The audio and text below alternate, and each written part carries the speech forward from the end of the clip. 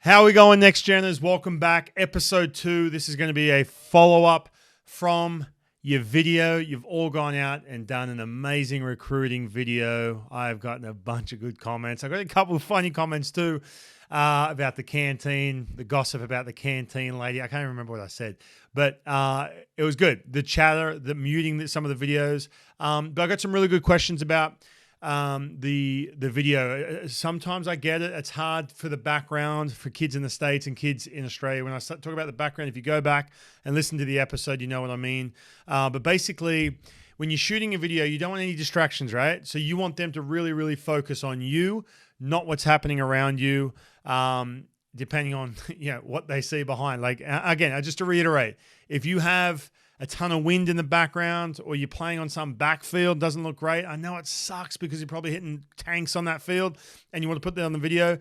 If the content overrides the sloppy dude in second grade in the background, or someone, whatever it is, a kid running around on the hill, it could be anything. I got a lot of messages from a lot of families that I know that I get it. It's tough to cut out when you're trying to cut those really good videos. It's time consuming and everything else. But right now, you've done your videos. Now, I want to follow up because I've got a lot of questions about this. I did mention a little bit in episode 1, talking about how to reach out to schools, how to reach out to these colleges.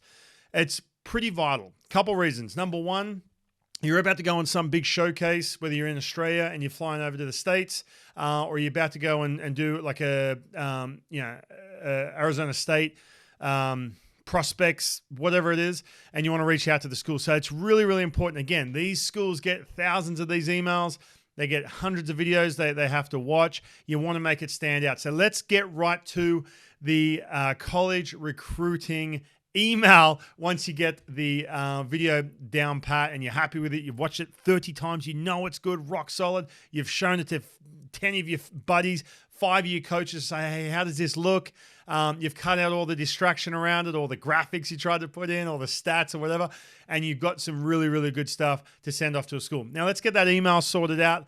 Let's get into it. Number 1, I said this on episode 1, the video link. You're going to make it, remember, you make your YouTube link. I talked to you how to do that in the last episode. You got your YouTube link. It has to go up the top. I see it all the time. These giant, nice emails talking about how much they love the school, and that link's all the way down the bottom. When these college recruiters, they wake up, they've got a big schedule.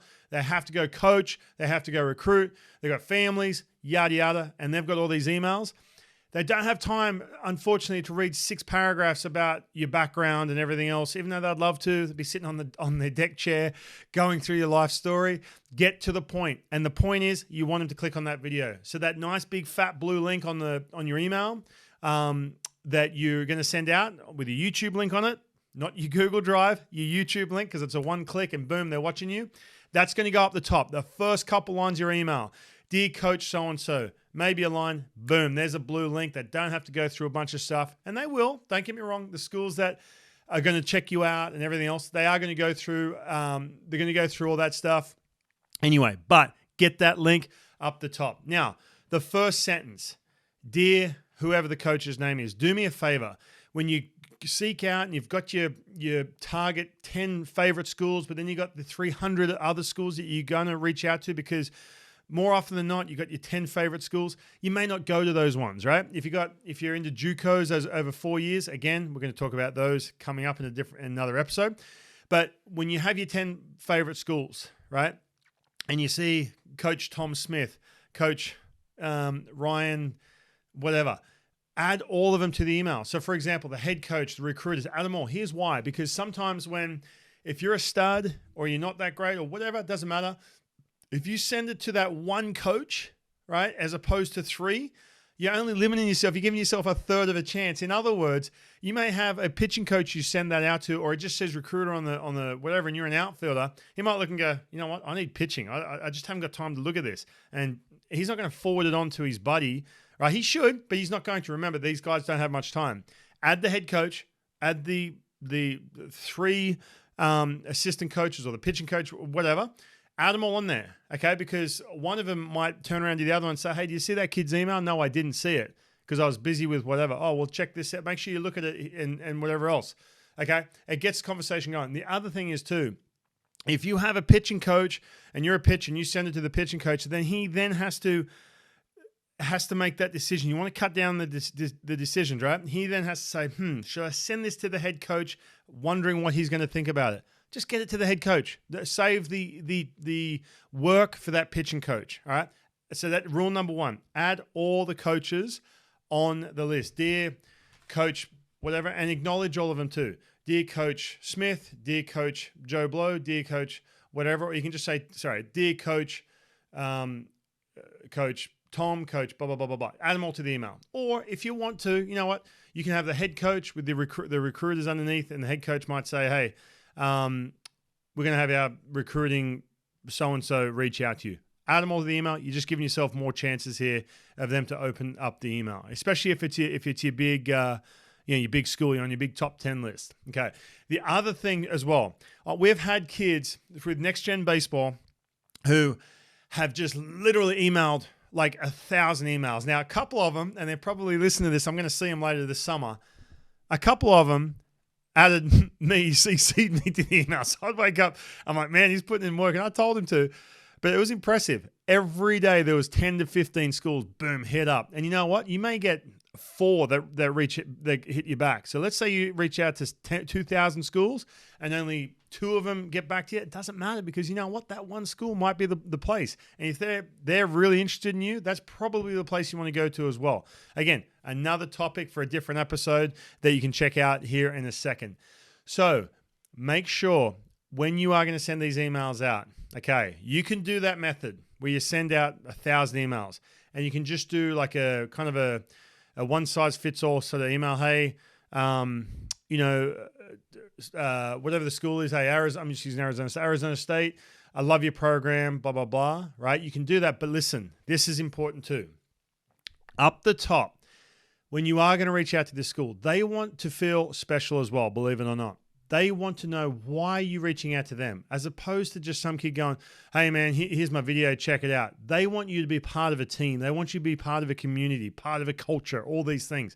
So, for example, if you're reaching out to Arizona State, do some research. It's easy. Go in there. Do some research about the school, about the weather, about anything, what they've done the last 5 years, some of the players, right? Some of the little things. Like if you're a catcher and you reach out to a school and say, hey, whatever it is, University of Colorado, hey, you had a catcher and I love the way he developed throughout his years. When you do that, it hits them to the place like, man, this kid's really paying attention to what we're doing. And also when they're looking at that, they're like, man, I'm a pretty good coach. I like this kid. This kid's coachable. This kid's relatable. This is a kid who I can handle for 4 years. All these little things. So make sure you do your research. Again, I don't expect you to have 3,000 schools where you have down pat and you have every little attribute they have, but just something.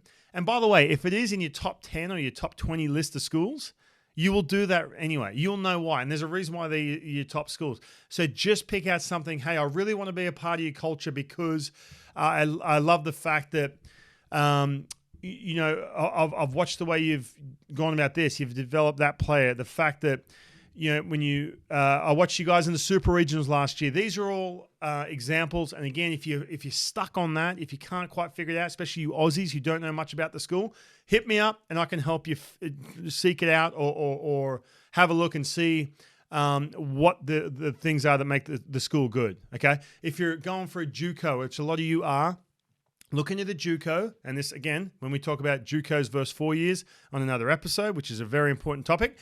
Have a look and see, hey guys, I love how the fact that you are just a basic, you're a pipeline for some of these big schools because you develop players so well. They love the fact, JUCOs love the fact when they can develop players, right? Because that's what some of the JUCOs I send my players to are the ones that develop players, not just a JUCO just for the sake of it. Again, topic for another time, but make sure that is a part of your email. Find out what it is that you like about that school and hit on those, pull those heartstrings a little bit. Let's talk about your attributes. Guys, in this initial email, less is more, okay? When you're a 15, 16-year-old kid, a 17-year-old kid, and you're dealing with grown men, college coaches, some of them play pro ball, some may have even played in the big leagues, anything you say, they're going to be impressed by you, but you're not going to blow them away with a bunch of stuff, okay? Keep it tight. When you're talking about what your attributes are, find out what are the 2 or 3 things that I am really good at. Now, obviously you have to have them, right? And back yourself a little bit here. Talk about this all the time with players. Trust yourself. What am I good at? What are the things I do really well? If you're a really hard worker, just say, I'm a really hard worker and explain why. If you are 6'7", I'm 6'7", boom, that's the first line. If you throw 98 miles per hour, guess what? I got clocked at 98 miles per hour, blah, blah, blah. If you don't throw that hard and you have great command, don't say, I throw 82, but don't say I throw 82 and what, no. Your attributes only, okay? Understand? So they can figure out what your weak links are. We all have them, right? We all have weak links. They can figure that out down the track, but that first initial email, if you're a guy who throws 78, but your command is rock solid, that's why you're at this level now where you can go out and reach out to schools, and you are at that level, back yourself a little bit. Understand? Be honest. Be 16 years old. Don't try and be like, oh, I'm Dallas Keuchel command-wise or Marco Gonzalez. No. Just say, look, I got plus command. I live off my command. Blah, blah, blah, blah, blah. That's what you can say. They can ask later, how hard do you throw? Or, whatever it may be. But just give them your attributes. You do have them. The reason you're listening to this podcast or your mum and dad or whatever is because you have something in your arsenal, in your skill set that gets you to this level that you can use as an attribute to send off to colleges. Okay. That's a big one. All right. And again, if you're struggling trying to figure it out, reach out to me. I'm happy to help you out with that. You have to be good at something, I promise you. Okay. So that's a big one. Okay. The other one is references. So it doesn't mean you have to name drop, but what I like to do is have my guys just put a link, hyperlink. You can see it down the bottom. I use Gmail. There's a little hyperlink sign, and just the hyperlink is my email address, for example. So if you have a coach, someone you trust that they can reach out to, someone who's reputable, and whatever they can sort of lean on to say, hey, tell me more about this kid. Then add that kid. Just say, hey, for reference, here's a college coach. If here's a reference, here's a email address to my coach, and just have it as a link. Okay, don't. Again, less work for them. Don't make it where they have to copy and paste. Some of them will copy and paste, but just make it a hyperlink so they can click, boom, a new email pops up for them, and they can send off, hey, man, I'm looking at this kid. What do you got? Hey, so-and-so reached out to me, whatever it may be, is really important. Just cut down the work, okay? So use the references. No more, guys. Seriously, I talked about this. Don't write a novel, okay? Don't write a massive email. They're just not going to look at it. Couple paragraphs, all right? I really like your school. Talk about, pull the heartstrings, why you want to be a part of that program. Remember, this is more to them than just you getting that college scholarship. This is a relationship for 4 years, and they want kids there that are a part of the program, the culture, to pull on those heartstrings, okay? But keep it tight. Don't write this giant email if you've got all this information about, Grand Canyon University or my buddy played there, and don't rattle on. Just get to the point. Boom. Thanks.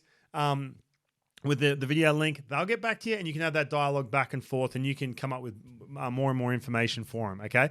Keep it tight. The email should look like, if you can see right here, I'm doing this on the video. If you've got Spotify, you can pull it up and watch the video right now, or if you've got YouTube, if you listen to on iTunes, it's going to be like just 2 to 3 chunky paragraphs, all right? About 1.5 inches each paragraph. Boom, you're set. Thanks for coming. The video link is up the top. Super important. All right. This is especially important for Australians and American kids. No stats. All right? That means if you play second grade or first grade, I hit 560 on my first grade team. There's no context to that at all. If you went on my travel ball season last year, I hit 800. They don't care. A, they don't care. And B, it has no context. I mean, I sometimes I've gotten emails from dudes saying, I play. First of all, don't say if you play second grade, that's a non-attribute, right? Don't say I played second grade. They're going to be like, well, why aren't you playing first grade? Or whatever it is. But don't be like, oh, hey, I hit such and such at this tournament. Just leave the stats out of it. They just want to see physical things and when they watch your video. Remember, your video is your big key. You want them to click on the video, so give them some meat around the video so they click on the video. No stats. Got it? Okay. The only stats you can give is if it's attributes. I'm 6'5" or I'm 6'1", whatever it may be. I weigh 200 pounds, blah, blah, blah. Any of that, those like little numbers. Or if you got a list, when you talk about stats, some of your metrics, mile per hour, if it's impressive, and if you want to know if it's impressive or not, just use your grade year as sort of a guide. And you can kind of figure out, you can look up and find out if your mile per hour is impressive. Talk about your repertoire. If you're a pitcher, I command 3 pitches, blah, blah, blah. Talk about your 60-yard time, your pop time for catches. Talk about your exit velo, some of those numbers. If you do, for some of you guys who have a perfect game profile and you're happy with it, if you're not happy with it, don't share it. If you're happy with it, give them a link to the perfect game. That's a good reference, good context for this school you're talking to. Or if you have Driveline, you've got track information, which again, this is an episode for another time. We're going to get into some of the Driveline stuff on another episode. If you have track information and you're happy with it, send it off as well. Again, it's context, right? The other stats you have to give off the field, SATs. If you've done your SATs, don't have to have a 1,500 plus to make it an attribute. As long as it's something, as long as it doesn't say, 800 on there, I think you should be good. But give them the SATs. That way they know that you kind of essentially qualify. Now, if you do have a big grade, if you do have some big grades, and you've got a 1,500, a 1,200 plus, 1,300, boom, give it, send it off. And that's one of the first couple. That's a big attribute that goes up the top of that email. Got me? SATs are important. Don't have to be an absolute math whiz to put your score on there if it's not that good, but just show them something that qualifies so they can send off with your transcripts. Speaking of transcripts, if you got them, something that's digestible, Aussies, I'm on the fence about this because I've got some really smart kids. There's one kid I'm working on getting into Princeton back in Australia, but his grades, the GPA and the academic grades don't transfer the same way. They don't look the same as what they do in the States. SAT, great, but if they don't look quite good, for whatever reason, if you go to some crazy hard school, which this kid does, it doesn't quite, slide over. I would keep them off. American kids, it's digestible for these schools. Put your transcripts on there. Again, you don't have to be a brainiac, but just something they're going to ask for it anyway. Cut out the time and put them on there. Super, super important. Okay. Oh, yeah. Hey, one more of the stats. Don't put the game changer stats on there or any links. I've seen that too. My goodness. Don't do the game changer thing. Okay, again, no offense, but parents running that, errors and hits and blah, blah, blah. No, just please, just stats. No, nothing big on the stats. The big keys here are video at the top. You got your video at your top. You've got your why you want to go to that school. Again, if it's your top 10, go hard on some heartstrings. Find out why you want to go on there, or if you have a friend who played there or whatever.